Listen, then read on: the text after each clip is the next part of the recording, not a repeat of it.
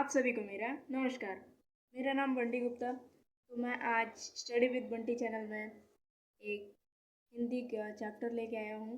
उस चैप्टर का नाम है यमराज की दिशा। ठीक है, तो आज हम यमराज की दिशा का क्या है ये कविता, उसका हम क्या बोलते हैं अर्थ समझेंगे। ठीक है, तो पहला हम पहला पंक्ति पढ़ते हैं। तो पहला पंक्ति में क्या है, माँ की ईश्वर से मुलाकात हुई या ना हुई कहना मुश्किल है, और वह जताती थी जैसे ईश्वर से उसकी बातचीत होती रहती है और उससे प्राप्त सलाहों के अनुसार जिंदगी जीने और दुख बर्दाश्त करने का रास्ता खोज लेती है। माँ ने एक बार मुझसे कहा था, दक्षिण की तरफ पैर करके मत सोना, दक्षिण मृत्यु की दिशा है और यमराज को कृत्य करना।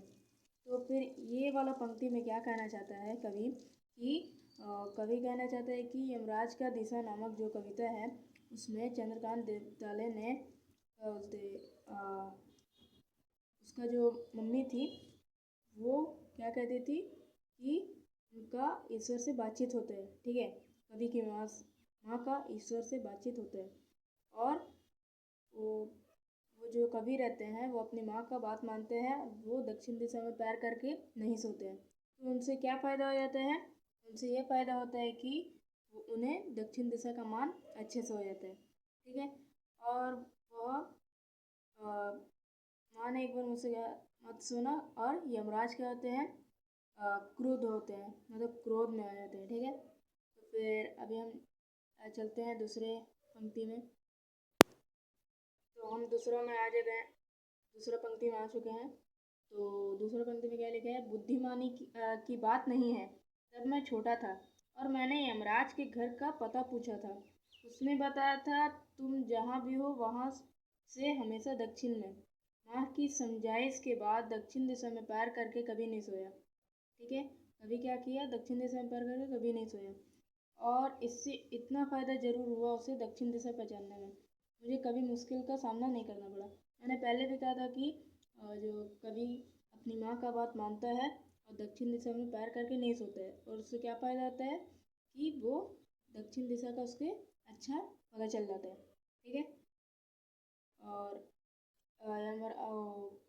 अब चलिए दूसरा पंक्ति में चलते हैं। दूसरे पंक्ति में क्या है, मैं दक्षिण में दूर दूर तक गया और मुझे हमेशा माँ याद आई।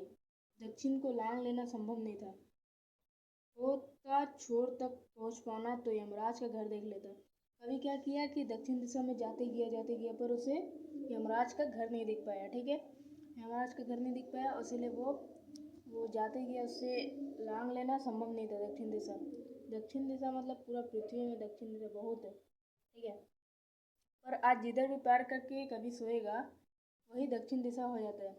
सभी दिशाओं में यमराज के आलीशान महल है और वे सभी एक साथ अपनी दहकती आंखों सहित विराजते हैं। माँ अब नहीं है और यमराज की दिशा भी वही नहीं रही जो माँ जानती थी। इसमें क्या कहना चाहता है, दक्षिण दिशा मतलब बुराई वाला क्षेत्र।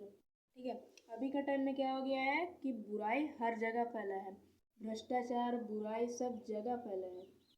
और ये कविता हम लोग को क्या संदेश देना चाहता है कि हमें बुराई का साथ नहीं देना है, सच्चाई का साथ देना है। ठीक है, मेरा वीडियो आपको कैसा लगा, अच्छा लगा तो लाइक कीजिएगा और कमेंट कीजिएगा और सब्सक्राइब कीजिएगा और बेल आइकन दबा दीजिए ताकि मेरा नोटिफिकेशन आपको जल्द से जल्द मिले। अब नेक्स्ट पार्ट में मैं इसका क्वेश्चन आंसर बताऊंगा गाइड से। ठीक है, धन्यवाद।